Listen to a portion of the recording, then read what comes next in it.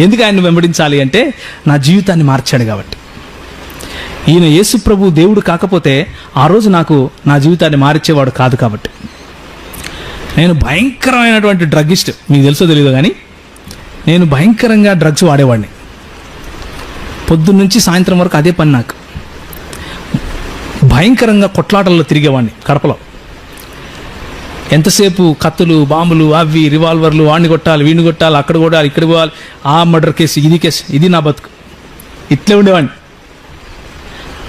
ఒకరోజు ఒక కేసులో పడితే ఆ కేసు నుంచి మా అక్క విడిపించింది. మా అక్క సిఐ ఆ ఊరికి. మా అక్క విడిపిస్తే కొన్ని రోజుల తర్వాత కడప విడిచిపెట్టి వచ్చేసినాను హైదరాబాద్కి.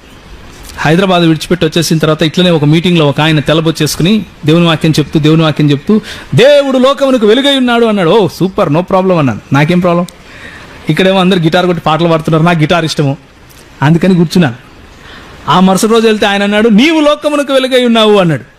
ఫస్ట్ ఏమో దేవుడు లోకానికి వెలుగు అన్నాడు, తర్వాత యేసు లోకానికి వెలుగు అన్నాడు, ఇప్పుడేమో నువ్వు లోకానికి వెలుగు అంటున్నాడు. మన చేతిలో వెలుగు ఉంటుంది, నేను వెలుగు గాడవేంది?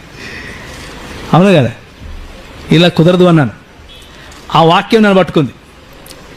యేసు వెలుగు కాకపోతే, చీకటిని ఛేదించే వెలుగు కాకపోతే నా జీవితంలో వెలుగు వచ్చేది కాదు. యేసు దేవుడు కాకపోతే నా జీవితంలో వెలుగు వచ్చేది కాదు.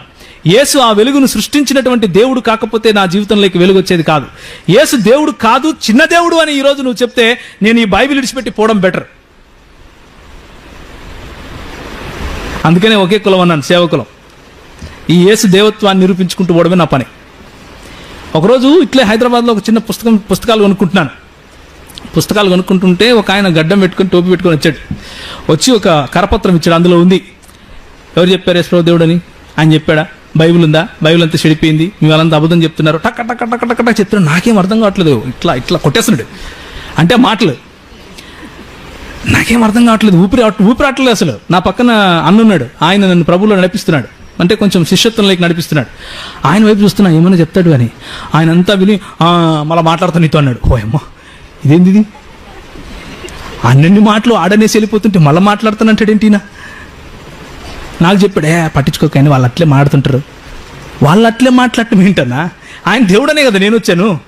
ఆడేమో దేవుడు కాదంటాడేంటి? ప్రవక్త అంటాడు, మనిషి అంటాడు. దేవుడు కాకపోతే నేను రావడం ఎందుకు? మళ్ళీ మాట్లాడడం ఏంటి? ఇప్పుడే మాట్లాడు, లేకపోతే నా వెలిగిపోతుంది. ఆ రోజు నిర్ణయించుకున్నాను యేసు ప్రభువుని గురించి చదవాలి అని, యేసు ప్రభువుని గురించి సంపూర్ణ అధ్యయనం చేయాలి అని. నేను చేసినటువంటి నా 16 ఏళ్ల అధ్యయనంలో నేను కనుగొనింది ఇదే. బైబిల్లో ఏ లేఖనము కూడా దేవుని యేసు ప్రభు యొక్క దేవత్వానికి వ్యతిరేకంగా లేదు. బైబిల్లో ఉన్నటువంటి ఏ లేఖనము కూడా ఆయనను దేవుడిగా కాకుండా నిరూపించడానికి వీలు లేదు కూడా అలాంటిది. సృష్టించాలనుకున్నా కానీ సృష్టించాలనుకున్న వాళ్ళు సృష్టించారు, కానీ నిలబడలేకపోయారు. దేవుని వాక్యంలో ఉన్నటువంటి శక్తి అది. ఆయన దేవుడు, మహాదేవుడు.